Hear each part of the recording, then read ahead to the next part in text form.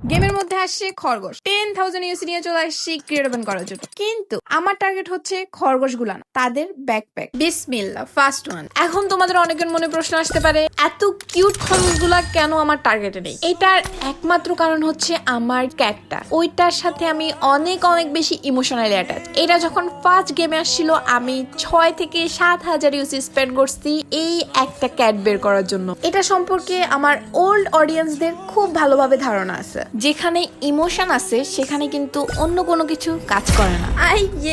কথা বলতে বলতে আমি কিন্তু ব্যাকপ্যাকটা পেয়ে গেলাম। চলো আরো কিছু ইউসি স্পেন্ড করা যাক। আরেকটা কথা তোমাদের সাথে শেয়ার করি, অনেকেই হচ্ছে আমাকে বলে আমি নিউ পাবজি মোবাইলে, বাট আমি তাদেরকে কিভাবে বোঝাবো যে আমি সেই 2020 সাল থেকে পাবজি মোবাইল খেলে আসতেছি। মাঝে দিয়ে আমি ফ্যামিলি নিয়ে অনেক বেশি ব্যস্ত হয়ে যাওয়ার কারণে 2 বছর আমার গেম থেকে হিউজ একটা গ্যাপ গেছে, কন্টেন্ট ক্রিয়েশন থেকে গ্যাপ গেছে, যার কারণে যারা নতুন প্লেয়ার, আমার নতুন অডিয়েন্স, আমার প্রিয় ফলোয়ার, তারা জানেই না যে আমি ওল্ড প্লেয়ার। এটা আমার জন্য খুবই দুঃখের, বাট দোষটা তো আমার, কারণ আমি এর মধ্যে এত বেশি গ্যাপ দিয়েছি যে অডিয়েন্স আমাকে ভুলেই গেছে। ওকে, অনেক হয়েছে ইমোশনাল কথাবার্তা। এখন বলো তোমরা কে কে কত ইউসিতে এই হানি বানি কিউট খরগোশগুলা পেয়ে গেছো, আর কাদের লাক অনেক বেশি খারাপ গিয়েছে। ফলো করতে কিন্তু ভুলবা না। Thank you for watching. Stay with Captain Queen. Bye by.